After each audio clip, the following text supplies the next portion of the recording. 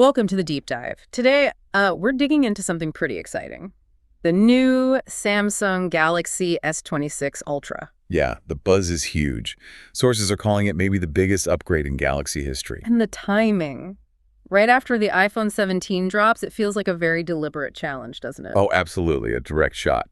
So our mission today is to really break down what's making headlines. We're talking performance, video, and this new AI stuff. Right. We want you listening to get the real story behind the hype, what actually matters in this phone. Exactly. So you know if it lives up to that biggest upgrade claim. Okay, let's start right at the core, the engine. Sources all agree. It's running a new Snapdragon 8 Elite Gen 5 chip. And they're not shy about calling it the strongest mobile processor out there right now. Strongest in what way, though? Are we talking speeds? We are. The numbers are kind of wild. Maximum clock speeds, get this, up to 4.66 gigahertz. 4.66, that sounds like desktop territory almost. It really is. Just a few years ago, that was high-end PC stuff. Now it's, potentially in your pocket. But does the average person really feel that kind of speed? Or is it just specs for bragging rights? That's always the question, isn't it? Yeah. But I think the answer is becoming yes. Think about what phones do now. Real-time AI processing massive video files. Okay, fair point. So how much faster is it compared to, say, the S20y? The figures are pretty solid. Overall performance, they're saying about 20% higher. 20%. Graphics, Yep. so gaming and visual stuff. Yeah. 23% faster GPU. Nice. And the AI part, the dedicated AI processor, that gets a huge boost, 37% stronger. 37%. Wow. But, the battery, all that power must just shred the battery life, right? You'd think so. That's usually the trade-off. Right. But here's the kicker, and maybe the biggest surprise. Go on. The chip is actually more efficient. Energy consumption is down by 16%. 16% better battery efficiency, even with all that extra speed. How'd they manage that? It points to some fundamental improvements in the chip architecture itself. So yeah, more power, and it sips less juice. It's quite the engineering feat, honestly. Okay, that's impressive. Which brings us, inevitably, to the Apple comparison. How does this stack up against the A19 Pro in the new iPhone 17? Right, the main event. Well, the official benchmark results seem pretty clear, especially in multi-core tests. Multi-core being, like, juggling lots of tasks at once. Exactly. Things like complex video editing, running that heavy AI tasks that use all the processor's brains.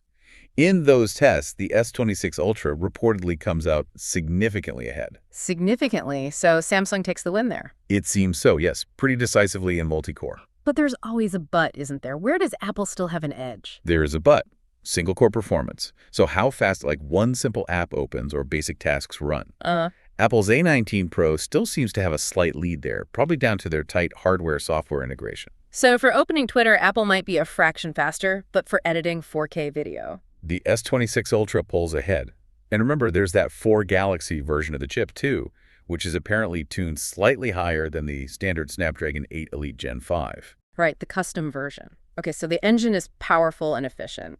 Let's shift gears to video. This feels like a major battleground Samsung is choosing. It really does. Apple has, historically owned the high ground with mobile video, especially with formats like ProRes. So what's Samsung's counterattack? It's a hardware upgrade baked into that new processor. Yeah. Hardware APV encoding support. APV encoding? Why is that a big deal for someone shooting video on their phone? Because it unlocks true raw video recording. Think REB format, basically. Raw video, meaning like uncompressed, all the original data. Exactly. No quality loss from compression. It gives you massive flexibility in post-production for color grading, adjusting exposure.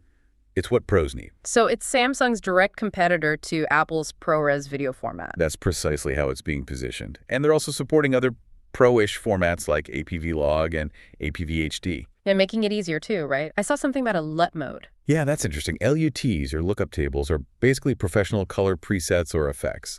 This LUT mode lets you apply them directly in the camera app, so you can get cinematic looks without needing separate editing software later, sort of democratizing that pro look. Makes sense. And underneath all this, there's a new image processor too, an IPU. Correct. A new image processing unit. It's a 20-bit processor, which sounds technical, but the key takeaway is the dynamic range. Dynamic range, that's the difference between the brightest brights and darkest darks the camera can capture. Precisely. And this new IPU delivers a dynamic range that's reportedly 4 times stronger than the last generation. 4 times? Wow. So what does that look like in practice? Less blown out skies and sunny shots, more detail and shadows. Exactly that. Think shooting a scene with bright sunlight and deep shadows. Normally, you lose detail at one end or the other. This should mean much clearer details in both the highlights and the shadows simultaneously. Just richer, more detailed images and video, especially in tricky lighting. Okay, so powerful chip, pro-level video. But the thing that really jumped out at me from the sources was this agentic AI. What is that? It sounds different from the AI we have now. It does sound different, and potentially it is different. We're moving beyond AI that just answers questions or summarizes text. Right, like chatbots or current voice assistants. Agentic AI, or agency AI as some call it, is framed as AI that acts for you, like a proactive agent handling tasks. Okay, acting for me. How? Give me an example. What does it actually do? Well, imagine you need to book a trip. Instead of opening multiple apps, flights, hotels, calendar, you just tell the phone, maybe by voice. Book me a hotel in Jeddah for tomorrow night near the convention center. And the AI just does it. It understands the steps involved. Find hotels, check availability, filter by location, maybe even book it using your stored details, all from one command. Whoa, okay. Or like plan a weekend trip to Cairo next month. Focus on historical stuff. That's the idea. It handles the multi-step planning and execution, not just giving you search links. It's about task completion. That sounds incredibly useful, but also computationally heavy, right? Does it need a constant internet connection? Where does all that thinking happen? And this is maybe the most revolutionary claim. Yeah. It all happens locally on the device. Locally. No cloud, no internet needed for these complex tasks. According to the sources, no.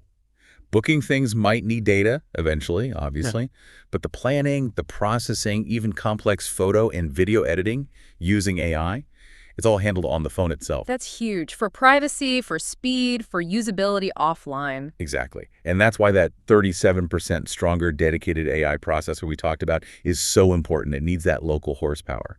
They're also saying AI tasks in general are 30% faster than last gen. 30% faster AI running locally. That does feel like a paradigm shift. It really could be. If it works as described, it changes the game for mobile intelligence and privacy. Okay, so let's try and synthesize this. We've got the speed, the video upgrades, this potentially game-changing local AI. The sources also tackle some direct comparisons and user questions head-on. Let's run through those quick points first. Is the S26 Ultra definitively better or stronger than the iPhone 17 Pro Max?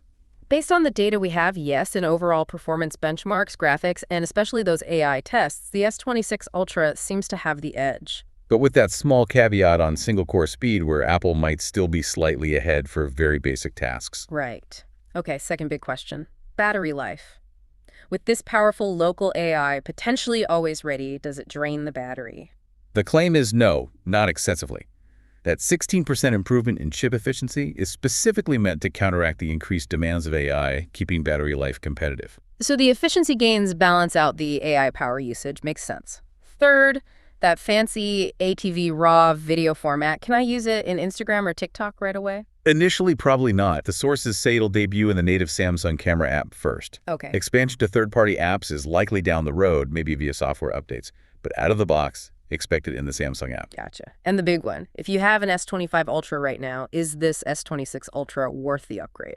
The sources seem to frame it as a qualitative leap, not just an incremental bump. Meaning, if you care deeply about pushing video quality, or if this idea of practical, local agented AI really appeals to you, then yes, the upgrade seems highly recommended. It offers genuinely new capabilities. Especially for video creators and AI power users, it sounds like. Absolutely. So just to recap the three pillars. 1, that Snapdragon 8 Elite Gen 5 delivering top-tier speed and, crucially, better efficiency. 2, the serious push into pro-grade video with hardware APV encoding for raw capture and that big dynamic range boost. And 3, the introduction of agentic AI that works locally on the device, potentially changing how we interact with our phones day to day. It really feels like Samsung is betting on raw power and on-device intelligence as the future. It seems that way, putting the processing power directly in your hands, quite literally. Which leaves us with a final thought, something for you, the listener, to mull over.